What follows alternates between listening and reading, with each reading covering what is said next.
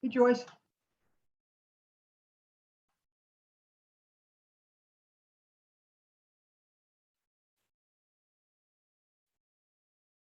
There you Hello, go. hello.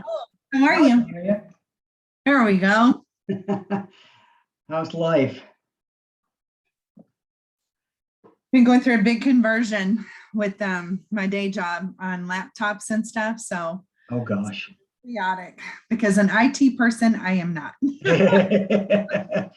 Yeah, there's a certain level of patience required for that job. Love and tolerance and lots of self-service. So like, oh my gosh.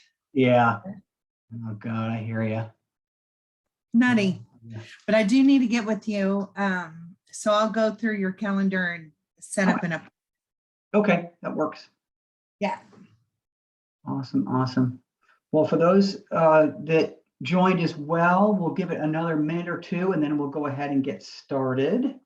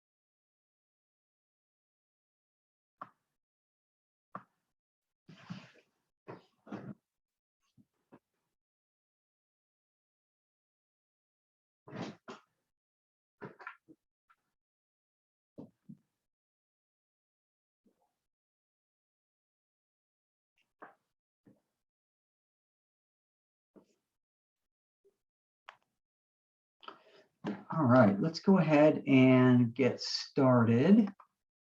Just want to make sure I'm not muted. All right, so welcome you guys. I appreciate you showing up today. We are going to go through open houses and how to do an open house and just some kind of tips and tricks on how to do these.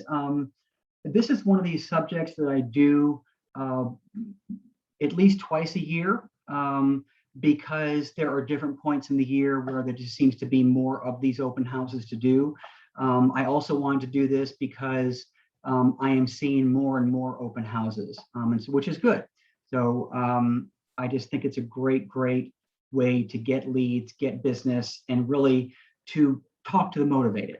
And I always talk about that. I think the longer game is to work your database and to work by referral, but that can take a lot longer to actually get a qualified lead and someone who has a need at that very moment. Well, all you need to do is hold one open house and you'll be full of people that have an immediate need, or so they say. So welcome to William Strange today as well. William just joined us recently, and this is his first meeting. So welcome to William. The purpose of today's session is to really teach you a very proactive approach for effectively establishing relationships with people who are seeking to buy new homes. So seeking to buy doesn't necessarily mean they're hyper motivated, but we're going to talk about that in a moment. And so you'll notice that I underlined the word proactive. And that really speaks to the fact that this is built-in demand. I mean, a lot of you could argue that this is like shooting fish in a barrel. If you hold an open house and it's in a good, it's well priced and it's only been on the market a couple of weeks, I mean, you will get inundated with people. All right, and so after the class, you should feel confident enough to consistently hold open houses, and this will result in a substantial increase in your total revenue. So, and by all means, if you guys have real life experiences from your own open houses that you've done, please unmute and chime in. I would love to hear from you. All right, so Open House Bootcamp teaches a very extensive, non-threatening approach to meeting and following up with open house attendees. You learn to choose, promote, and hold an effective open house. In-home and follow-up scripts are discussed thoroughly. Plans, scripts, and tools are provided. So, time for a little honesty. So if you are brand new, or if you have been in the business for 2 or 3 years or less, this is kind of honesty time. So question, how many of you think that conducting an open house is simply showing up for 2 hours and collecting names? Okay, I know I was when I first started. How many think you only need to invest the time spent at the open house? So if you agree to do an open house and it's 2 hours long, how many people think that it is just for that 2 hours? Okay, how many think that just by showing up, unrepresented buyers will proactively seek you out to help them buy a home? Okay, so these are some of the myths that exist out there when it comes to doing open houses. So like any other source of business, the good news is that there's plenty of people that attend these open houses. The bad news is you still have to treat it like a follow-up system and really nurture and build rapport with those clients. So this is a little snippet that I borrowed a couple of years back that kind of mathematically spells out what you can expect if you kind of make this part of your lead generation process. So if there's 45 weeks in the year, and I know there's really 52, but if you kind of, take away holidays and vacations and things like that, and you agree to hit open houses 45 weeks of the year, do 2 a week, that's 90 open houses that you'll do. If you get an average walkthrough of 5 people, that means that you're talking to 450 people. This is through the year, right? If you set appointments with only 10% of those folks, that's 45 people. And let's say half of them show up to your appointment. That means it's 23 meetings.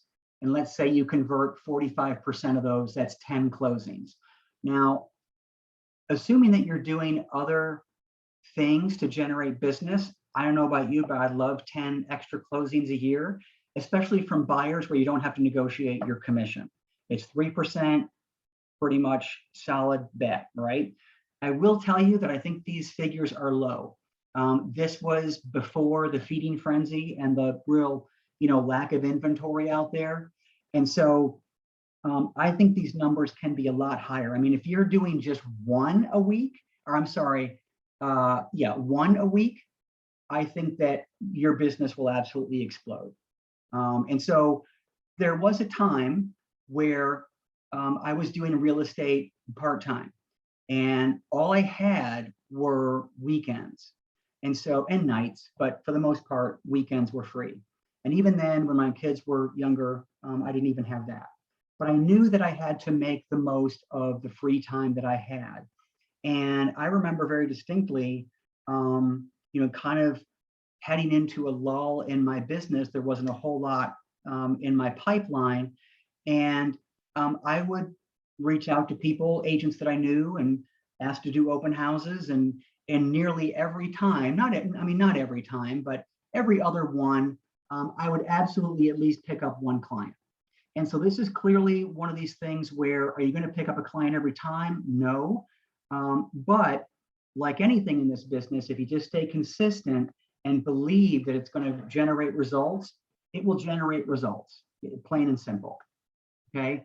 So just a quick attitude check. So these are real estate beliefs. So real estate sales is a get rich business in that there is no cap to how much you can earn. So if you get 10 clients from an open house, you know that you can get 10 more, right? Real estate sales is very basic, right? It's not necessarily easy, but it is, once you get into it, rhythmic and systematic, right? You're just kind of doing the same things over and over and over again. Real estate sales is a task business. That is very, very true. And so if you learn those tasks and just repeat them over and over and over again, you're going to be successful.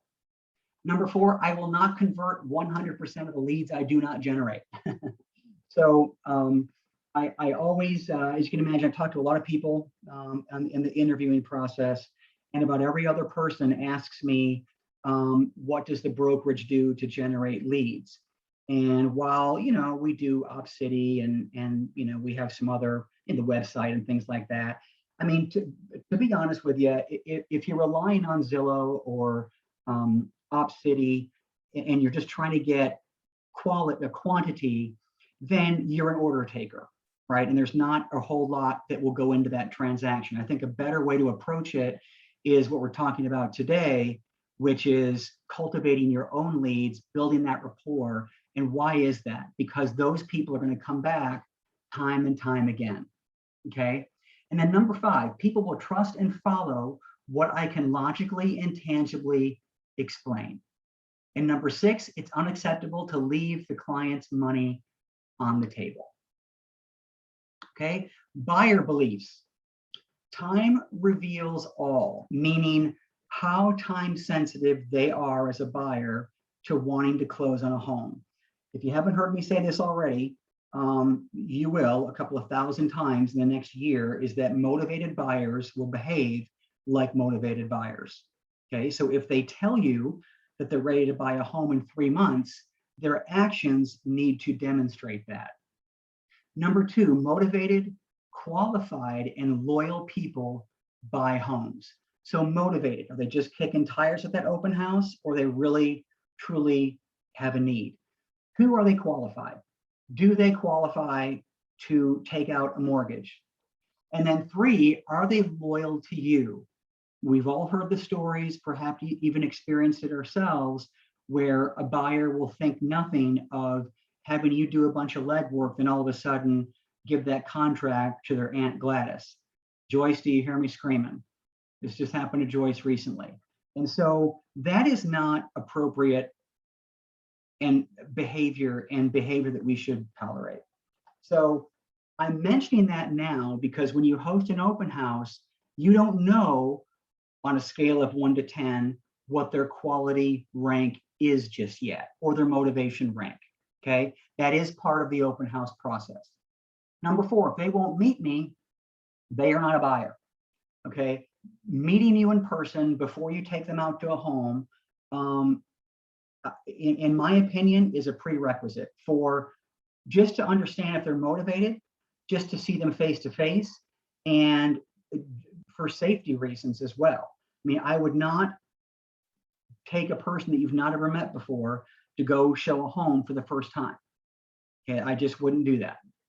Okay, and then number 5, A buyers deserve my immediate time and attention. So what's an A buyer? Refer to number 2. They're motivated, qualified, and loyal. Okay, they understand that there's a process to this. They know that they have to hire us to navigate the contracts, navigate the negotiation process, and the 100 other things that we provide for them. Okay, that's also a respect for you and a respect for what we do. So, holding an effective open house, there is a method to the madness. So, on the selection criteria, it needs to be priced according to your goals. So, in other words, believe it or not, I mean, you can't necessarily want to take every open house that is available to you. So let's think about the 2 extremes. If it's a $100,000 home, you may not want to hold that home open. Similarly, if it is a $900,000 home, that to me is luxury. Maybe you don't want to hold that home either because that's not where your expertise is. And these are just examples. I mean, in my opinion, a luxury home is just like a $300,000 home. You know, a buyer is a buyer is a buyer. A lot of times you'll find that a luxury home buyer doesn't want an open house, by the way, but some of them will. But just make sure it's priced according to your goals. A lot of people kind of get stuck in closing on homes that are less favorably priced than they would like. So if the average price used to be $250,000, 3% of that is $7,500. And a lot of realtors will get stuck in that $7,500 rut, and they want so desperately to break that $10,000 mark.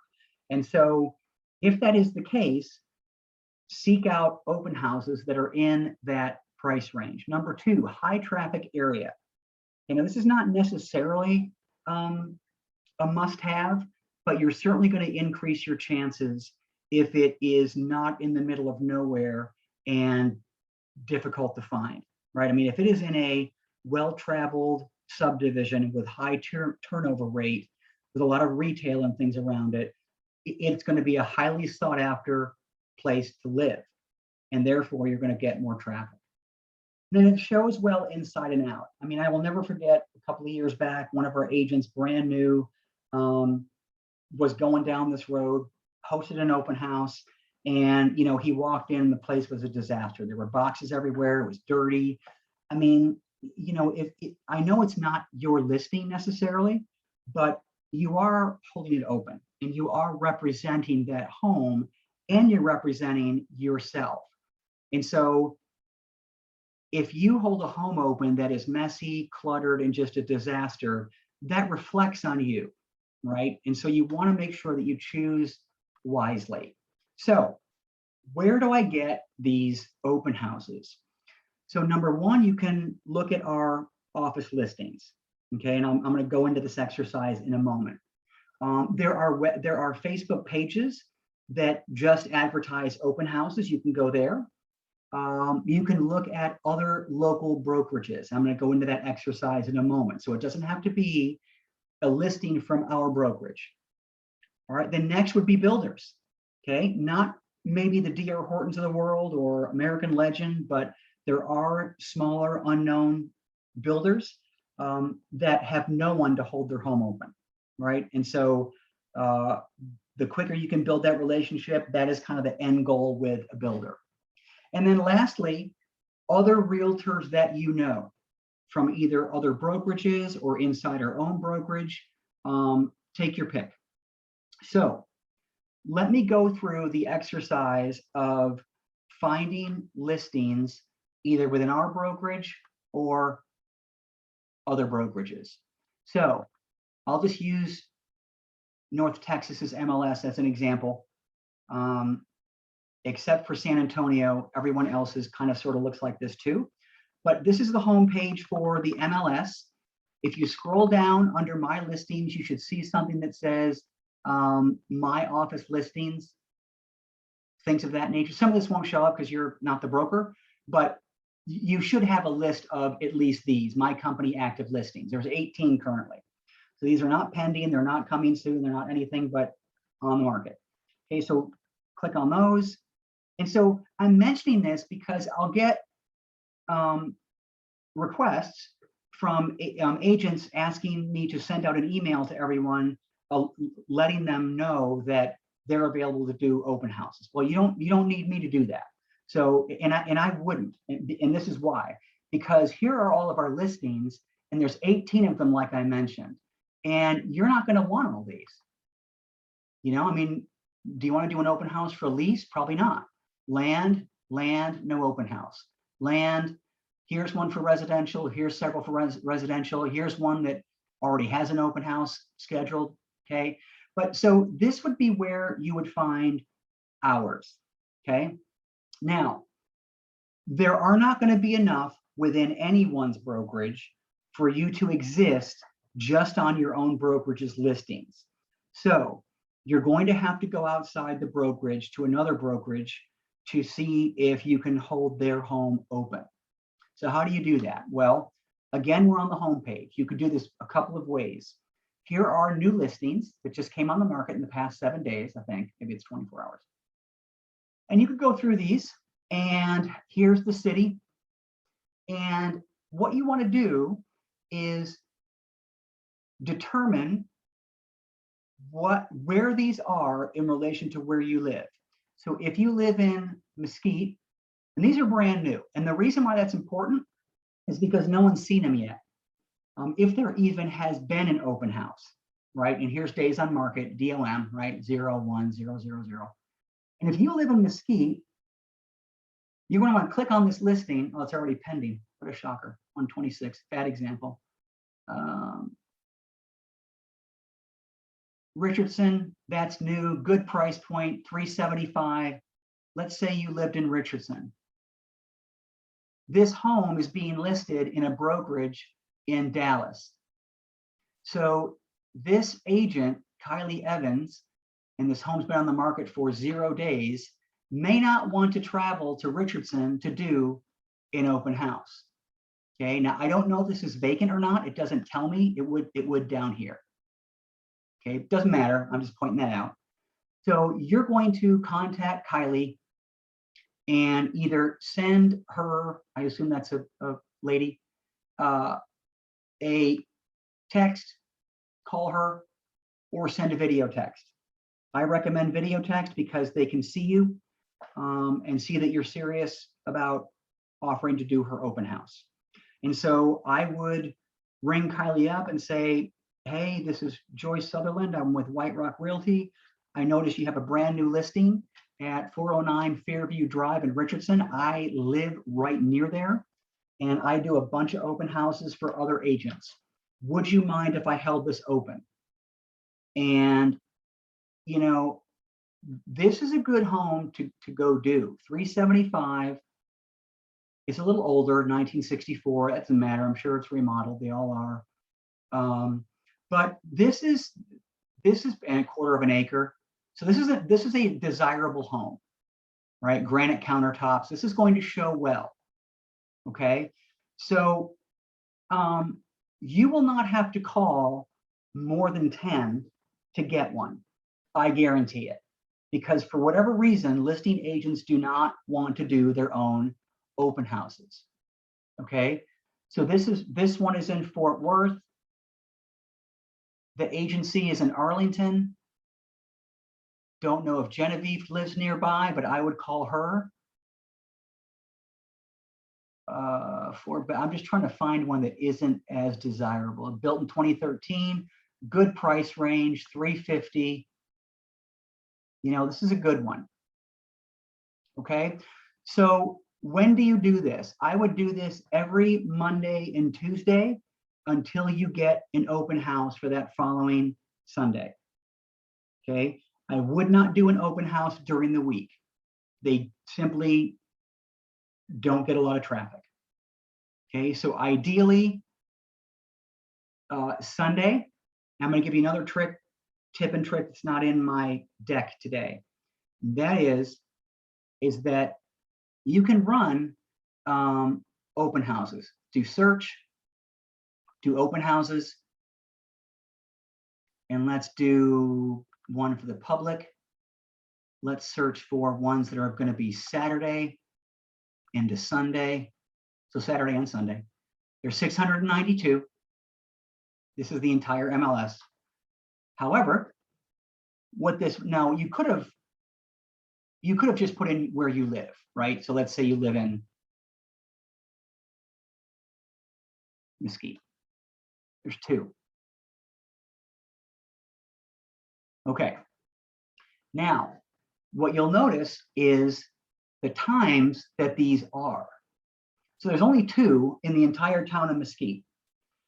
But that being said, if this one is from 12 to 2, and this one is from 2 to 4, and you found that listing that I just stumbled upon in Mesquite, I would definitely hold it open longer than 2 o'clock. Because they're not, now this is a bad example because there's only 2, But in a town where there's 5, 6, 7 to hit in the similar price range, they're not going to be able to get to them all. So I find that, and for those of you that have done this, you know that if you plan to close down at 4, what happens at 3:55? Deluge of people, right? That's because they can't get to them all.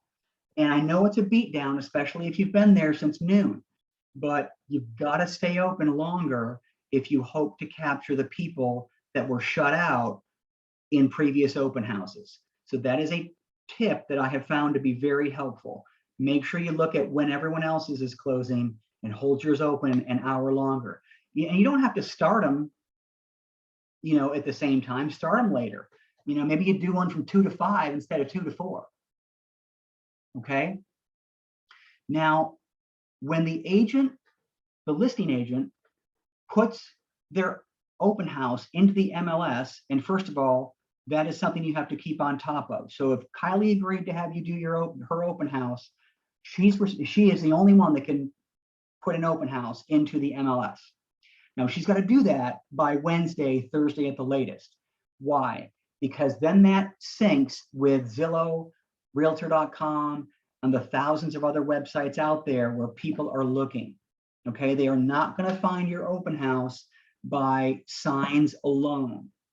All right, they specifically look for open houses on all those portals. Okay, so by Tuesday, you should have an open house scheduled for Sunday. By Wednesday or Thursday, it should be in the MLS. And you should start to have made flyers and things like that that you can give to neighbors. I will go over that in a second. But this is the best system that I have found that will get you open houses every single weekend. Okay.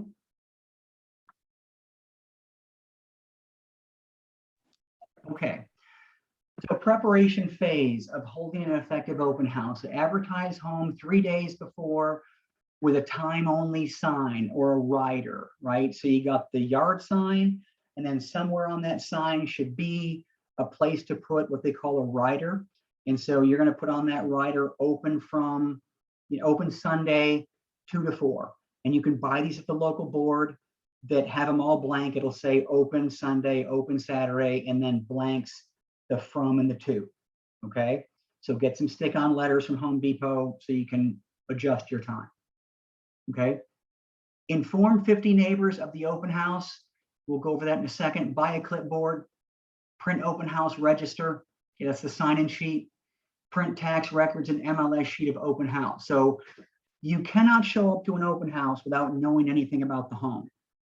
So you've got to take a crash course in square footage, what schools are in the area, is the master up or down, everything about this home. You can't have seen the home for the first time at 2 o'clock when you open up the doors. You have to be able to answer questions.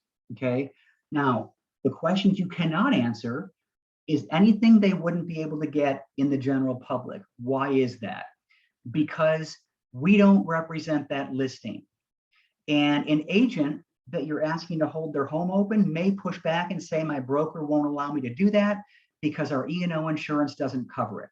That may or may not be true. All I will tell you is that I've looked into this with my own insurance company, and you can do these. You just can't represent the seller. Okay, so let that sink in. So you cannot make assumptions about why they're moving, who lives there, what nationality, what ethnic race, what religion, anything, like especially those things.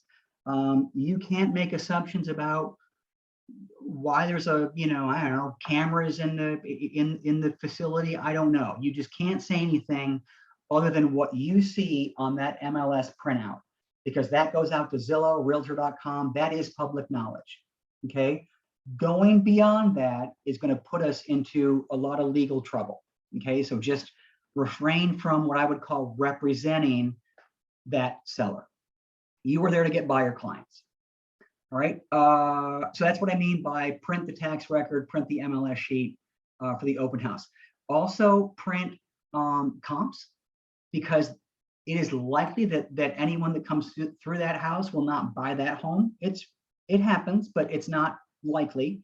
And so you want to, as a bridge to creating that relationship with them, bring a list of like comps in the area. That way you can say, well, what do you think of the house? What do you think of the house? Not for you, thumbs up, thumbs down. No, well, here are several other homes in the area that might fit your needs, kind of same price point. I get off at 4. Do you want to go see some of these? Okay, that's one tactic you can take. All right. So preparation continued. So choose a home that's easy to find. Okay, self-explanatory. Choose a home that's been active for 3 weeks or less. After that, it kind of becomes a stale listing. Okay, so what do you bring printed material wise? Your 1-page resume that's on our website. Okay, under the marketing tab. All you need to do is put your information in there, put your picture in there, and it's yours. Okay, but that is an extension of your business card. Buyer seller booklets, that's on our website, provided by our lender if you want somebody to just kind of give them. A flyer for the home, but it's got to have the square footage. You can print one out of the MLS. Okay, a quick CMA, I would make 12 copies.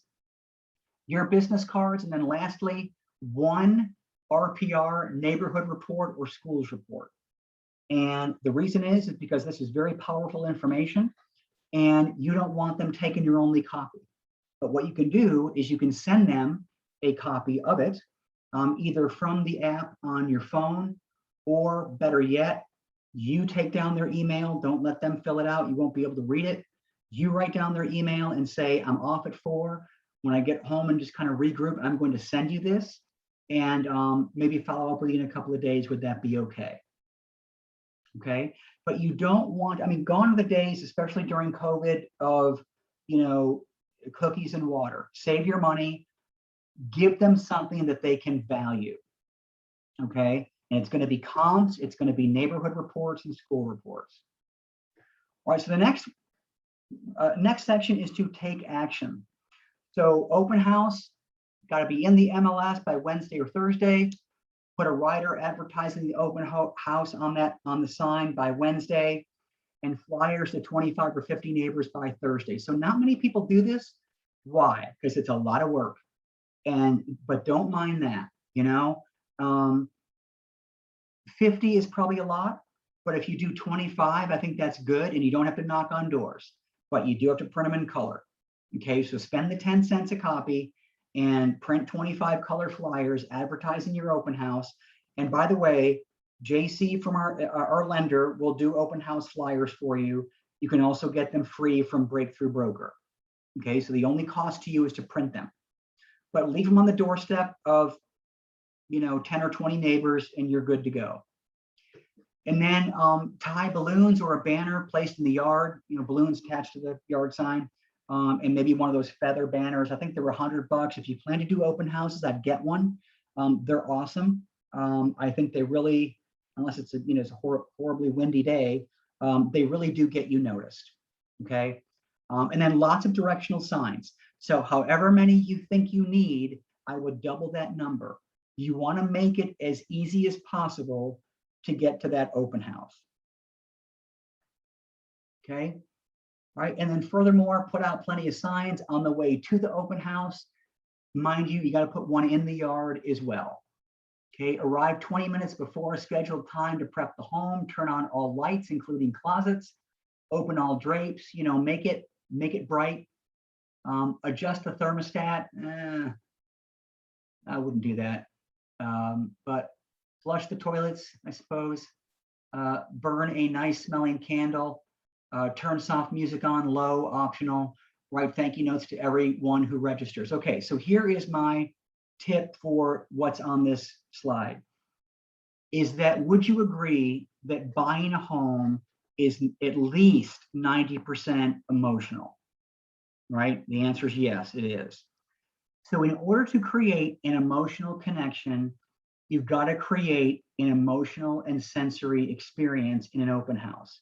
So I do believe, so let's figure out what that is, right? It's sound, taste, smell, touch, right in here. So music, I'm up for that. And some non-intrusive, kind of background music, I think is awesome. That's why, you know, for decades, realtors would bake cookies. They want to create that smell. I don't know if you need to do that. I would not mess with people's stoves. So if you can bring a, you know, portable kind of Scentsy thing, or one of the, you know, things that plug into the wall that has the wax that burns, that creates that, I would do that. Just don't forget to take them with you. All right. And be careful because they spill. I wouldn't mess with people's stoves. But I do firmly believe in that, because it's, I mean, home is where the heart is, right? And so when someone walks in, they need to imagine themselves making a connection with that home. They got to be able to see themselves in that home, right? Go the extra mile and do those things. So generating demand and engagement for the actual open house, right? So you can promote on Zillow, you can do a Facebook ad, you can do a Facebook event. I've seen a lot of people do that. So if you have your own, whether it's your own personal Facebook page or your business page, you can always create an event. And if you have a, you know, a flyer that you've made, you know, post that on there. I haven't seen people do a lot of that lately. I'm surprised. But that is a great way to get people to it. If you have a little money and it's a higher end listing, you might consider a food truck out there. I've seen people do that. And as I mentioned, create a full sensory experience: visual, taste, smell, touch, see. So let's just pause right here real quick. You probably think that I'm crazy when I say do things like food truck and have a feather flag out there and really promote the listing, because you're probably thinking, well, this isn't my listing. I mean, what do I care? I'm just there to get buyer leads. Yes, but how many of you have done open houses where the nosy neighbor comes in? Well, there's a reason for that. And the reason is because on some level, they may be thinking about selling their home. And who better to do that than the person that is hosting this open house really, really well, and the person that is standing right in front of them. Okay. I've mentioned many times before, everybody that's not a realtor knows 50 realtors, but they don't necessarily recommend all 50. And a lot of times it's whoever is the last person they've talked to. And so you got to capture the audience when you're doing an open house. So that is why you're trying to really up your game in presenting this home the very best you can, because the nosy neighbor is going to come in and say, well, my gosh, my realtor did not do this for me. This is just over the top. Okay. Second row, put away your phone. Okay. Greet everyone with eye contact. Do not wait for them to walk down the hallway to greet them. Okay. Be proactive. Advertise on signs that you have a free list of comps. Okay. That works well too. Have a packet with your information that includes comps, mortgage info, school info, anything else that makes the process easy. Promote to your sphere of influence via email. So if you have our website and the CRM that comes with it, you can do an email blast, and this is a great example of how you would use that. Invite expired listings and for sale by owners. I mean, maybe it's in an area that you really know well. There are going to be expired listings. Invite them.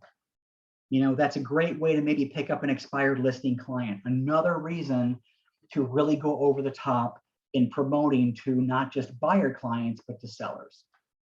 Hey, partner with other area open houses. Are other people going to have open houses the same time you are? Hey, can you advertise with that other realtor? Hey, signage strategically placed. More is better than too little. You might consider having a broker opens. This is not for the public. This is just for other real estate agents. Okay, call all local agents, use reverse prospecting. So if it is your listing, you can do reverse prospecting. If it's not, you can't. But this just goes to say, talk this up with other agents that you know work that area.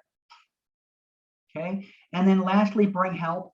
You know, I mean, if you don't feel comfortable being there alone, or if you just need help, I mean, you can always reach out to our lender, title company, another agent. This kind of just helps manage the traffic.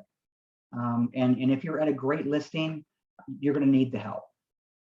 Right. So what happens when they walk in the door? I mentioned earlier to buy a lot of clipboards, okay? And I'm going to show you why that's important in 2 seconds. So you're going to say when they walk in, hi, welcome to 123 Main Street. My name is Brad. Here's some information about this home. You're going to hand them a clipboard of the MLS printout. Now don't hand them the one that you have, your version. There's a customer version. Hand them that and hand them out a survey that I'm going to show you in a second.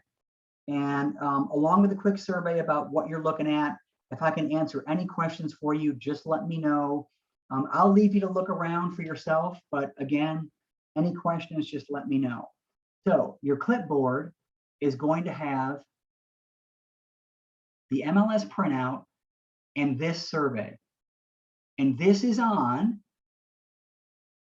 our website under business building, where it says blueprint for open houses, and there are open house forms there. And you'll notice that you want them to kind of rate scale of 1 to 10 these various things, but it also gives them an option to provide their name, address, phone number, and email. Okay, motivated buyers behave like motivated buyers. Do not bully them into filling this out. Do not give them the line of baloney where my seller wants a written record of everyone that comes in the door. That's a bunch of baloney. They do not. You want it because you want to reach out to them and market to them. But let's respect their level of interest. Okay. I don't have to say any of that. And 9 times out of 10, they fill that out and give me really good feedback on all these areas. Okay. So remember, proactive approach. I mentioned earlier to take a very non-threatening way to doing this. Page 2 of this, by the way, is if they do express interest, they're not represented. This is just a one-pager to help you understand what they're looking for, so you can go back later that night and find out, if there's anything available. Okay, so you do not have to give prospects in an open house your IABS. It is not a meaningful conversation yet. You do have to ask them if they are already working with a realtor. That is a must. If they say yes, back off. If they say yes and you know that they're lying, back off. If they say no, I'm going to tell you what to say in a second. Okay. When you're speaking with someone and new lookers enter the home, interrupt that conversation. Just acknowledge the new guest by saying hello and welcome. The seller would like a record of, forget that, I don't believe in that. But point here is that if someone else walks in and you're already talking to someone, just acknowledge that they've walked in and just say, I'll be with you shortly. All right, so your goal is to weed out the people that are just looking. Okay, you want motivated and serious buyers, because you will get people that just like to look at homes. Okay, so you want to make sure that you're asking them, some different questions. And I'm going to go into that in a second. So part of your role is to provide the looker with information. When answering looker questions, always follow your answer with a question. This keeps you in control and the looker engaged. As an example, if they ask you, do you know what elementary school this home feeds into? Why, yes, I do. It's Crossroads Elementary School. Is that important to you? And they're not just going to say yes or no. They're going to tell you yes and why. So again, just kind of keeps you in the driver's seat. Okay, so sample dialogue during their stay, maybe as they're leaving. Hi, what did you like about, what did you think about the home? Are you looking to move soon? And I normally kind of do this when they're winding down and they're about to leave. And then you say, are you working with a realtor currently?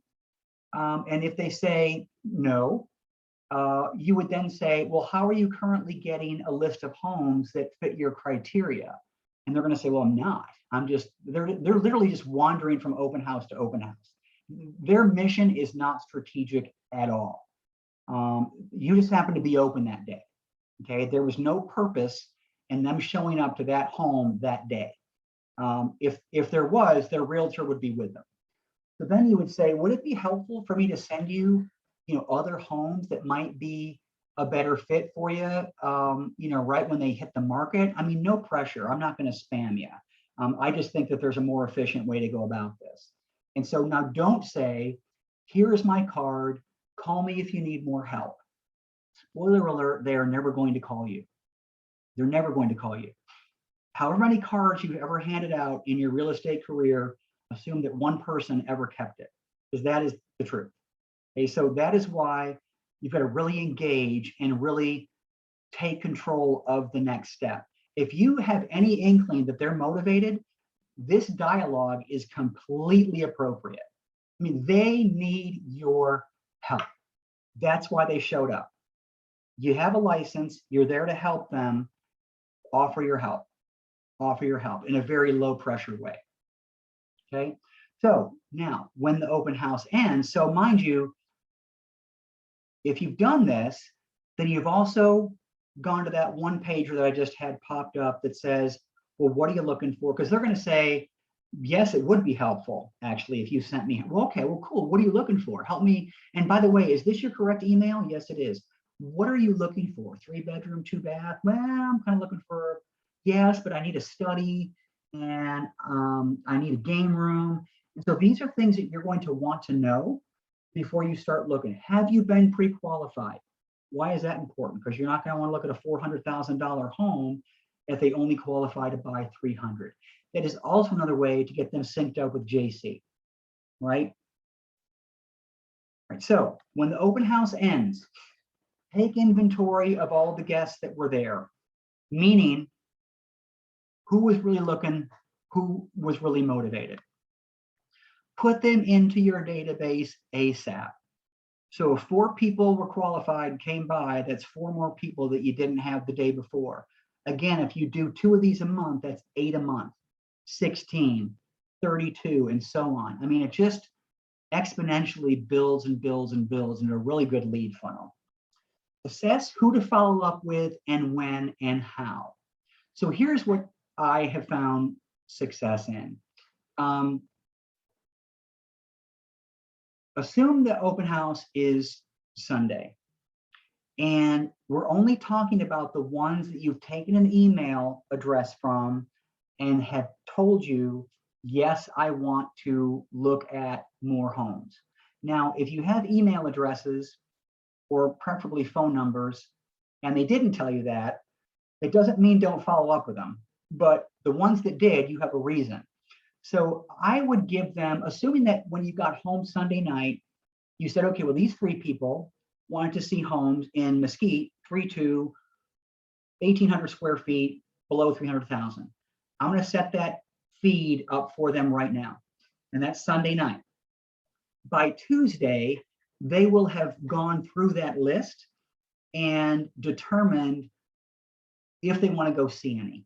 And so your job on Tuesday or Wednesday, no later than that, by the way, call them up, reach out to them in some meaningful way and ask them, did any stand out? Okay, do any stand out that you might want to take a look at? Okay, so this is a much less invasive approach because they already know you.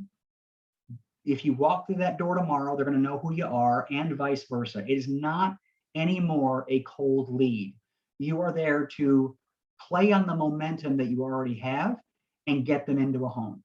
All the while, you're assuming that they're still motivated, so just keep your antenna up. First 2 weeks, look for clues to tell you that they're not motivated. They'll be there. All right.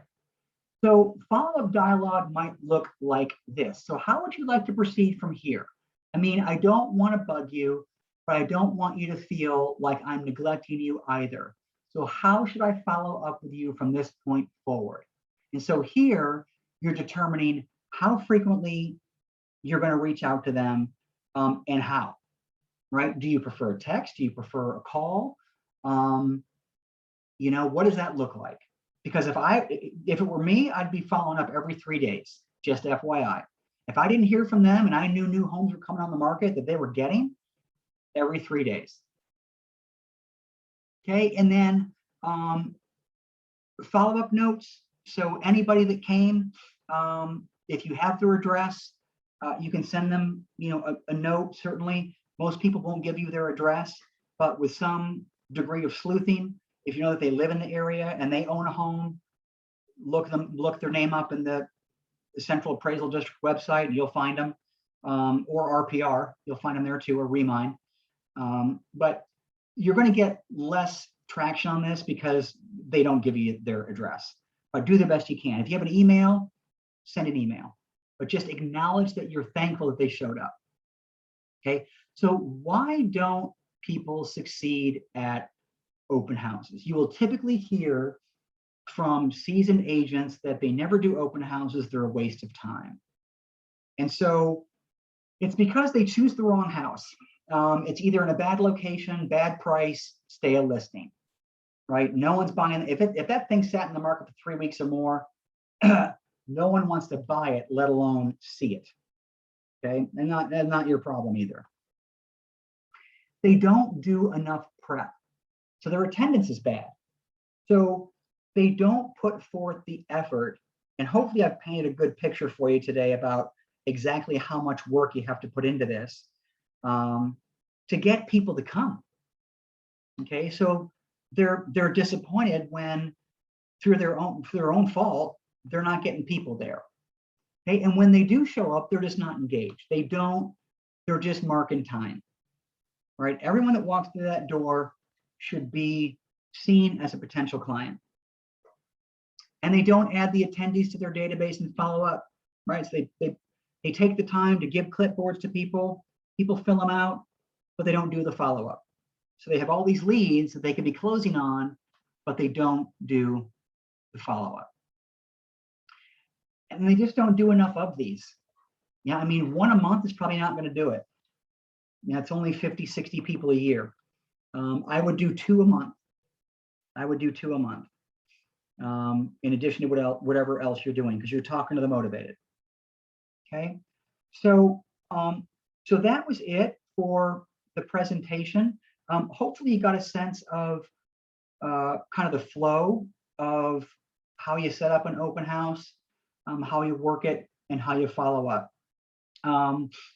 I have not ever seen, there's a lot of things that people try, and I'll be the first to tell you that doesn't work.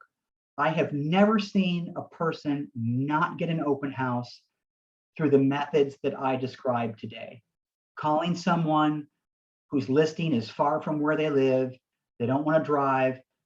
I'm telling you, you're not going to have to call more than 10 people to get someone to say, yes, you can hold that open. So it's up to you. You just got to make the call. So does anyone who has done open houses before have any other great learnings or interesting stories to impart to the folks?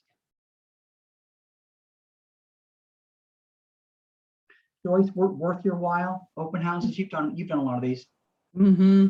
Actually I was giggling because I used that line that you said not to use. To have seller wants a record. Hey, whatever works. You know, but I don't use paper sheets. I just take my laptop and I have a spreadsheet that's on there that just asks their first name, last name, phone number, address, and email address, because typically I can read that easier and double check and verbally go back with them on that, because I can't read their handwriting. And before I know it, they're out the door, and I didn't even get their right email address because I can't read it. So I prefer to use the computer, but you know, everybody has their own different things. I call them the flippy flag, the great big flags. Those have been helpful because they stick up above the cars and people can see it instead of the little open house signs that are out there or whatever. It's just easier for people to see, and people have told me, you know, I was driving around and then I saw the sign above the cars, and so I came in. Great. You know, that kind of thing. So that's helpful. And just, you know, if you have friends right now, it's been, in my opinion, it's been really, really hard because houses are selling so fast. You don't even have time to do an open house sometimes. Yeah. And people aren't wanting them because they know that they don't really have to do them. They can just do showings and sell it. So, but as things kind of start to, I hope, normalize out a little bit, we'll have the opportunity to do more open houses. Yeah, yeah. You know, because I have gotten one sale from an open house. That's great. So, Yeah, yeah, and I think to that point, I wouldn't be surprised if, because listing agents just inherently don't like to do their own open houses, and that's been in existence for decades. I would not be surprised if the listing agent is convincing the seller that, oh, we're not going to do an open house. Don't worry about this. That this home's going to fly off the market. And so I can see that happening. I will tell you that, I mean, in a normalized market, doing an open house does make the seller feel like you're out there marketing the home for them. And so if you, definitely. yeah, I mean, so if you come along as an agent and it's not your listing, and you can take that burden off the shoulders of the listing agent, then I think that increases your chances of getting one. The other thing is that I love that idea of bringing your laptop with an Excel spreadsheet, because there are 100 different pieces of software out there, either on your iPad or where apps, whatever, that are open house sign-ins. And the challenge sometimes is that, you know, any piece of technology is going to trip some people up. And if it's not just painfully user-friendly, you're not going to capture the amount of people you want to capture. And I also think that sometimes you have to rely on the internet connection of the home. And so if you don't know the password or you can't connect, I mean, the last thing you want to do is not have connectivity and then not be able to get any of your contacts. So my point is, don't be drawn into some whiz bang app or technology that you think is going to make your life easier, because it's not. You know, I think that one way, to your point, to prevent you not being able to read the email address and contact information is to just pop open your laptop, have an Excel spreadsheet, and have them type it in. That's a great idea. Yeah. Yeah. Anybody else?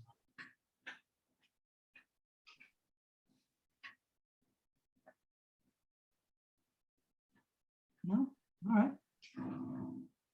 All right. Well, cool. Well, if anybody has any other questions or concerns about doing open houses, I'm telling you, there is no quicker and easier way to get clients. No quicker and easier way. So if you have any questions or want some more guidance on this, just let me know. Plenty of resources out there. But awesome. Well, thanks for staying with me, and we will see you guys next Thursday at 1. Have a good one. All right. Thank you.